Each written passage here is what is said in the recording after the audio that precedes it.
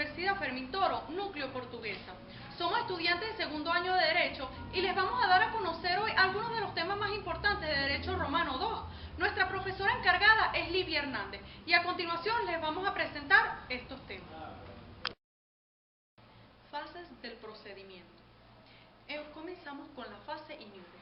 Antes de iniciar el proceso, el demandante tenía que dar a conocer al demandado la acción que pensaba entablar en contra de él, y la podía dar a conocer por medio de una copia o mostrándosela en el tablón del edicto del pretor. Además tenía que mostrarle los documentos y las pruebas que pensaba utilizar en su contra. Este trámite se conoce como edicto actionis. El pretor le concedía al demandado un actio in factum contra el demandante si éste no realizaba el edicto actionis de manera correcta o lo hacía de forma defectuosa.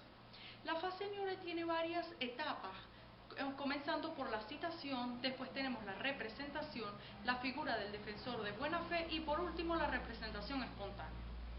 Otra de las fases es la fase in judicio. Se desarrolla ante un juez y en gran parte se mantuvo como la etapa de la actio legis, pero aquí el juez se basa primero en la fórmula, en las pruebas y alegatos de las partes. La sentencia. La fase in juicio termina con la sentencia, la cual deberá ser dictada por el juez, en forma pública y en voz alta. Para su ejecución habrá que dirigirse al magistrado, pues es aquel quien goza del imperio. Hasta finales de la República, la sentencia tenía fuerza de cosa juzgada y no podía tenerse una nueva decisión. Sin embargo, en caso de excepción, encontramos revocatio in duplo y la integrum restituitio. Otra de las etapas de la sentencia podía ser la parte del demandado. El condenado en el litigio debe pagar la sentencia condenatoria. Luego tenemos la manus injectio. Este era el procedimiento de derecho común para forzar al demandado a ejecutar la condena. Clases de justicia. En la época romana la justicia se ejercía de dos maneras. Estas se clasifican en juicio legítimo y juicio de imperio. Juicio legítimo. Los juicios legítimos son los que se celebran en la ciudad de Roma o dentro de la primera milla a la redonda, entre ciudadanos romanos y ante un juez único. Estos juicios, en virtud de la ley, expiran si no son fallados entre el año y 6 meses. Juicios de imperio. Son juicios fundados en el imperio del magistrado. Dependen del poder del magistrado los juicios ante el tribunal de recuperadores o los que se celebran ante el juez único, pero interviniendo un extranjero como juez o como litigante. Igualmente, todos los que se celebran fuera de una milla a la redonda de la ciudad de Roma. Estos dependen del poder del magistrado porque tienen vigencia mientras dura el poder del magistrado que los ordenó. Recursos de intersección. Revocatio in duplo. Son medios procesales que ejercía el demandado que ha sido condenado para oponerse al acto iudicati del actor, tachando la sentencia de inválida antes de la ejecución y alegando la nulidad del proceso. Segundo, in integrum restitutio. Son decisiones magistrales de carácter extraordinario por virtud de las cuales se anula plenamente una situación, ya sea de carácter formal o material, para volver las cosas a su estado jurídico anterior. Existen distintos tipos de restitutio e integrum. Las más comunes son por medio, por dolo, por fraude, error y edad. Tercero, appellatio cognitio extraordinario. Acción que solo se encontraba y se podía ejercer en aquellos juicios en los cuales se dirime la contienda en una sola fase, por lo que se duda si se aplicó en un sistema formulario o solo en aquellos casos extraordinarios que posteriormente formaron parte al tercer sistema procesal.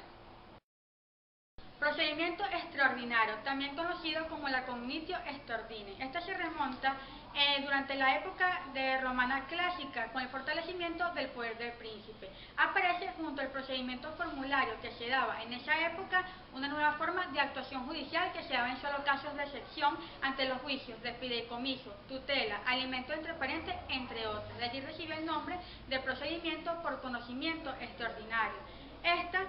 Se dio durante el periodo posclásico y llegó a eliminar por completo al anterior procedimiento o sistema formulario.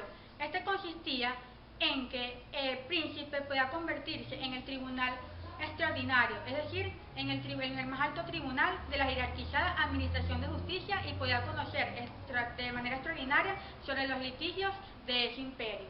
También había lo que era el procedimiento cognitorio, que se caracterizaba por ser de carácter público y estatal, y se llamaba procedimiento extraordinario debido a que en esa época se daba solo la típica bipartición en Roma.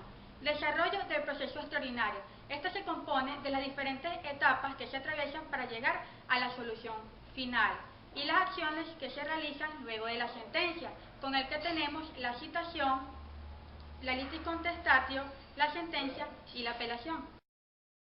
Primero tenemos el proceso de citación, también llamada litis denunciatio. Este era transmitido inicialmente por un funcionario especial, posteriormente requería de la autorización del juez de la causa. El demandado tenía que comparecer en juicio a los 3 días o 20 días después, y cabe destacar que si este faltaba, se declaraba contumax, lo cual era el procedimiento que se podía proseguir a falta de normalmente el juicio. Por segundo tenemos la litis contestatio, que así se llama el acto por el cual el demandado entregaba al juez el libelo contradicciones. Las partes se presentaban ante el juicio con sus respectivos advocatis, los cuales eran los abogados, y presentaban su defensa frente al problema. Este proceso estaba previsto de formalidades y el juez podía presentar o buscar de oficio las pruebas. Este tenía que sujetarse a ciertos criterios determinados para la valorización de las pruebas. Por tercero tenemos la sentencia. Terminados los alegatos y analizados los resultados, el juez debía de presentar la sentencia, aunque se reconocen varios motivos de impedimento y recusación. El juez, que pueden apartar al juez del conocimiento del litigio determinado. La condena podía ser tanto en especies como en dinero. Y por último tenemos la apelación. Las acciones. Hay diferentes definiciones de lo que son las acciones. Tenemos que, según Celso, la acción no es más que el derecho de perseguir jurídicamente lo que le deben a uno. Más apropiadamente, según García Garrido, la acción es el acto jurídico del demandante o el actor dirigido a conseguir en un juicio una sentencia favorable. Entonces, tenemos que las acciones es el derecho que asiste a una persona para demandar jurídicamente lo que se le debe.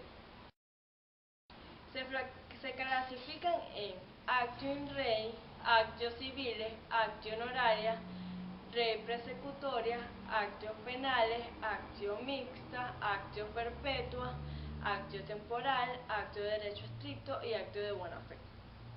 Hay algunos hechos jurídicos que extinguen las acciones. Los hechos pueden ser la prescripción, la cosa juzgada, la concurrencia de acciones, el pacto de no pedir o la muerte.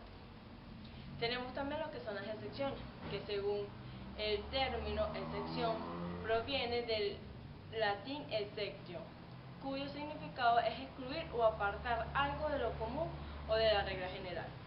Las excepciones son un medio para evitar la acción del demandante, sin contradecirlo. Si lo alegado por el demandado se comprueba, la pena se reducirá o se aumentará el doble. Las excepciones se clasifican en excepciones de fondo, excepciones de forma, excepciones perentorias, excepciones dilatorias, excepciones mixtas, excepciones perentoria real y excepciones perentoria personal. La asignación del iude, juez que será a cargo del litigio. La demonstration consiste en la exposición de los hechos y señala la causa por el cual se lleva a cabo la litigión. La intentium se indica la pretensión y demandatio. Esto es la cuestión misma que se basa en el proceso. Dentro de esto se encuentra la adjudicación por parte que permite al juez adjudicar las acciones divisoras de las partes.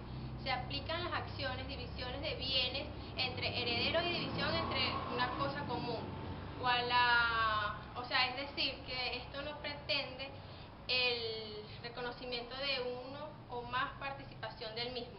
El resumen de condenar al demandato partes de accesorias. La excepción, medio de pago de defensa del sofocado. Este no se limita a afirmar la intención, sino que se produce en la fórmula de hechos que prueban y conducen a la absolución. La prescripción, parte de fórmula que se antepone a la misma para determinar y limitar a su contenido para evitar el juicio inconducente, que no produzca nada. Se clasifican en pro parte actor, que determina o delimitan contenidos de la acción, las obligaciones de trato sucesivo se remueven periódicamente. Por ejemplo, un contrato de arrendamiento.